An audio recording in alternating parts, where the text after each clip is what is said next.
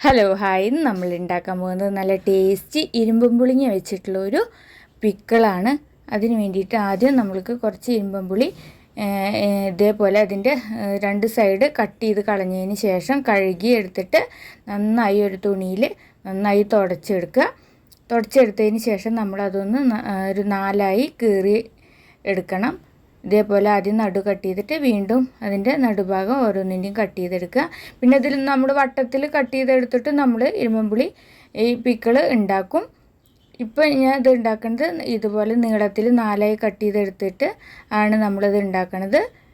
നല്ല ടേസ്റ്റാണ്. 2 ദിവസമൊക്കെ ആകുമ്പോഴേക്ക് തന്നെ നമുക്ക് ഈ പിക്കിള് നമുക്ക് ഉപയോഗിച്ച് തുടങ്ങാം. ഉപ്പൊക്കെ വേഗം പിടിക്കും അതിൽ. അപ്പോൾ ഞാൻ എല്ലാം ഇതേപോലെ തന്നെ കണ്ടു ഒക്കെ നാലായി നന്നായി കട്ട് ചെയ്തെടുത്തിട്ടുണ്ട്. ഇനി നമ്മൾക്ക് അതിലേക്ക് മുളക് പൊടി, ഞാൻ ആ ടീസ്പൂണിന് ഒരു 4 ടീസ്പൂൺ മുളക് പൊടിയാണ് ഞാൻ ഇട്ട് കൊടുത്തിരിക്കുന്നത്. പിന്നെ അതിലേക്ക് ഒരു ആ ചെറിയ ടീസ്പൂണിന് 3 ടീസ്പൂൺ നമ്മൾ സാമ്പാർ കായും ഉലുവയും കൂടി പൊടിച്ചെടുത്തതാണ് വറുത്തിട്ട്, അതും ഇട്ട് കൊടുത്തിട്ടുണ്ട് 3 ടീസ്പൂൺ. പിന്നെ നമ്മൾ കല്ലുപ്പ്, എൻ്റെ അളവിനനുസരിച്ചാണ് ഞാൻ കല്ലുപ്പ് ഇട്ട് കൊടുത്തിരിക്കുന്നത്. ഇതിൽ കല്ലുപ്പ് തന്നെ ഇട്ട് കൊടുക്കണം, അപ്പോഴാണ് അതിന് ആ പിക്കിളിന് നല്ല നാടൻ ടേസ്റ്റ് വരിക. എന്നിട്ട് എല്ലാം കൂടി നന്നായിട്ടൊന്ന് മിക്സ് ചെയ്ത് വയ്ക്കുക. മിക്സ് ചെയ്തിട്ട് ഞാനൊരു 10 മണിയൊക്കെ ആകുമ്പോഴാണ് ഞാനിത് ഇങ്ങനെ മിക്സ് ചെയ്തിട്ട് ഇത് അടച്ചു വെച്ചത്.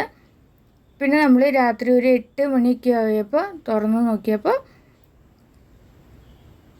കണ്ടില്ലേ, അത് മേലെ ഒന്നും വെള്ളം ഇല്ല, പക്ഷെ അടിയിലൊക്കെ നല്ല വെള്ളമായി വന്നിട്ടുണ്ട്. ആ ഉപ്പും ഉലുവയും മുളക് പൊടിയും ഒക്കെ നന്നായി കണ്ടു, നല്ല വെള്ളമായി വന്നിട്ടുണ്ട്. ഇനി ഇതൊന്ന് നന്നായിട്ട് നമ്മൾ മിക്സ് ചെയ്ത് കൊടുക്കണം. ഇപ്പോൾ അടിയിലൊക്കെ ചെറുതായിട്ട് ഉപ്പ് പിടിച്ചിട്ടുണ്ട് ഇരുമ്പൻ പുളിയിൽ, ഇനി മുകൾ ഭാഗത്തൊന്നും പിടിച്ചിട്ടില്ല. അപ്പോൾ നമ്മളതൊന്ന് നന്നായിട്ട് മിക്സ് ചെയ്തിട്ട് വീണ്ടും ഒരു 4-5 മണിക്കൂറും കൂടി ഇങ്ങനെ അടച്ച് വെച്ചാൽ മതി. അപ്പോഴേക്കും അതിൽ നന്നായിട്ട് ഉപ്പൊക്കെ നന്നായി പിടിച്ച് കിട്ടിയിട്ടുണ്ടാവും. നമുക്ക്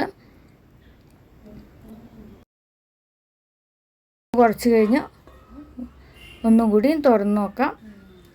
കണ്ടില്ല, ഇപ്പോൾ കുറച്ചും കൂടി മുകളിലൊക്കെ വെള്ളമായി വന്നിട്ടുണ്ട്.